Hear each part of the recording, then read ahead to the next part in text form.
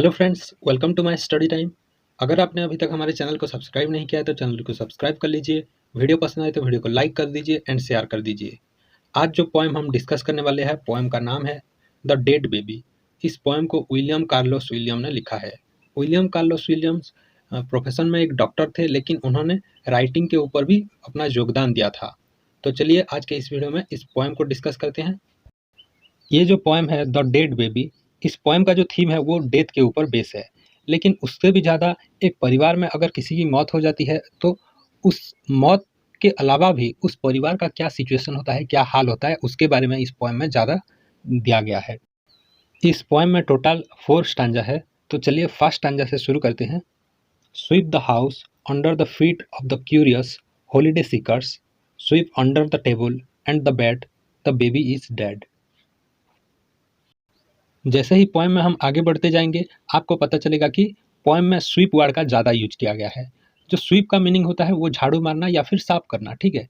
लेकिन पोएम के इस हिसाब से अगर हम देखें तो यहाँ पर जो स्वीप का मीनिंग है वो है एक परिवार में किसी का जो मौत हो गया है तो पूरा परिवार उस व्यक्ति का मौत के लिए दुख में है, ठीक है। तो यहाँ पर जो स्वीप वर्ड लिखा गया है इसका मतलब उनके मन में जो उस व्यक्ति के प्रति जो भी भावना है वो धीरे धीरे उनके मन से चला जाए, ताकि उनका जो दुख है, उनका जो दर्द है वो भी धीरे धीरे कम हो जाए, ठीक है।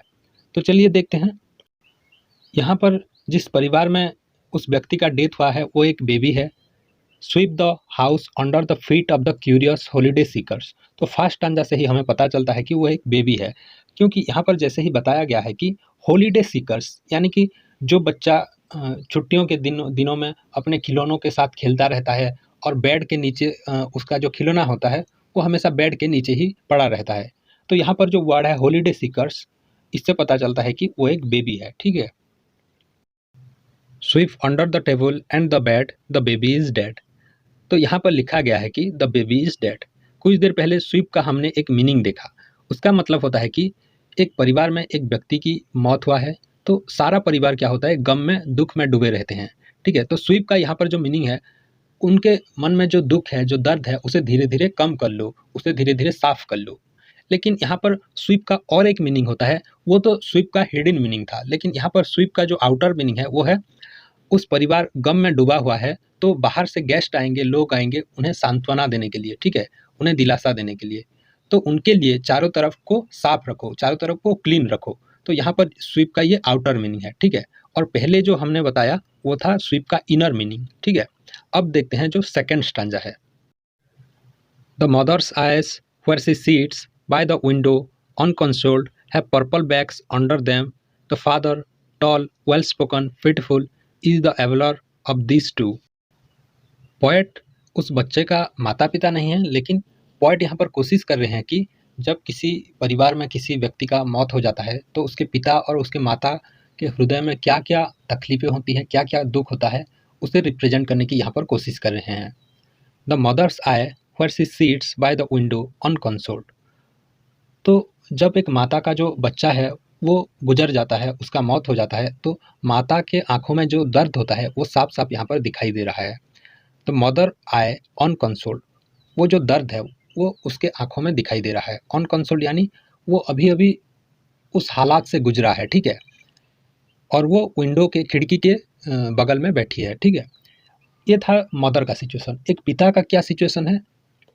The father tall well spoken beautiful is the abler of this too. यानी एक पिता अपने अंदर दर्द को छुपा लेता है, ठीक है।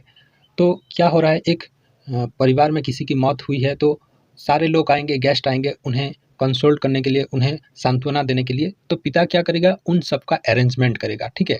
उन सब का ख्याल रखेगा, कौन आया और क्या क्या अरेंजमेंट करने हैं। तो पिता वो दर्द को छुपा लेता है, लेकिन माता के आंखों में वो दर्द साफ दिखाई दे रहा है। और वो यहाँ पर जिस व्यक्ति का डेथ हुआ है वो एक बच्चा है, वो एक बेबी है। तो यहाँ पर माता के आंखों में वो दर्द साफ दिखाई दे रहा है।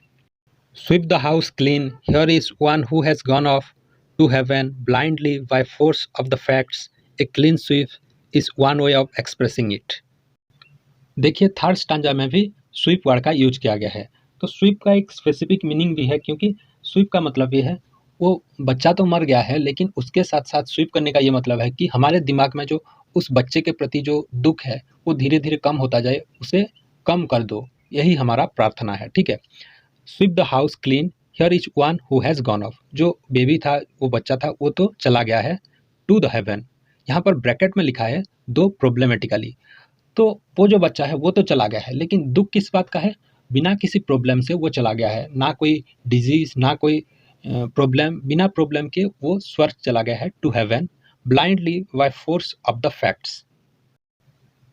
जब किसी बूढ़ा आदमी का डेथ होता है तो वो उतना दुखदाई नहीं होता है, क्योंकि वो दुनिया देख चुका है और वो अपने जो जीवन काल है वो उसका समाप्त हो चुका था। लेकिन यहाँ पर जो डेथ हुआ है वो एक बच्चा का डेथ हुआ है, जो एक बेबी है, ठीक है, और बिना किसी प्रॉब्लम की वजह से उसका डेथ हुआ है। तो यही बात सबसे ज़्यादा यहाँ पर दुख दे रहा है उस माता पिता को।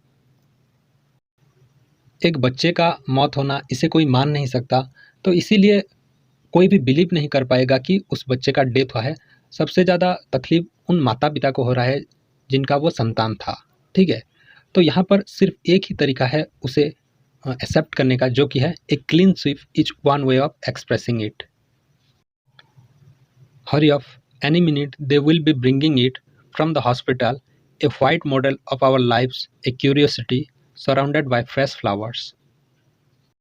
जल्दी कर लो, जल्दी साफ सफाई कर लो, किसी भी वक्त वो लोग हॉस्पिटल से बच्चे को ला रहे होंगे। यानी कि वो बच्चा बिना किसी कैजुअलिटी के, बिना किसी प्रॉब्लम की वजह से उसका डेथ हो चुका है और उसे हॉस्पिटल से ला रहे हैं।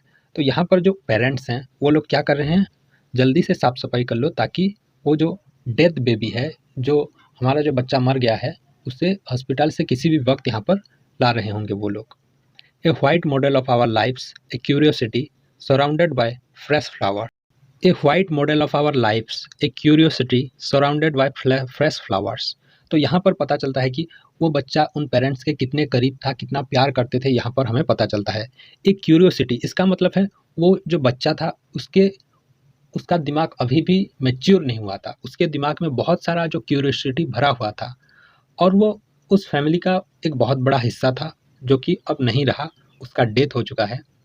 सराउंडेड बाय फ्रेश फ्लावर्स, यानी कि वो जो बच्चा है वो तो मर चुका है, वो मुरझा जा चुका है, लेकिन उसके चारों तरफ क्या है, फ्रेश फ्लावर्स हैं। ठीक है, तो ये था कंप्लीट पोएम। आई होप ये पोएम आपको समझ में आ गया होगा। तो ये पोएम बहुत ही इमोशनल पोएम था। तो वीडियो पसंद आई तो वीडियो को लाइक कर दीजिए, शेयर कर दीजिए and my story time YouTube channel को सब्सक्राइब कर लीजिए।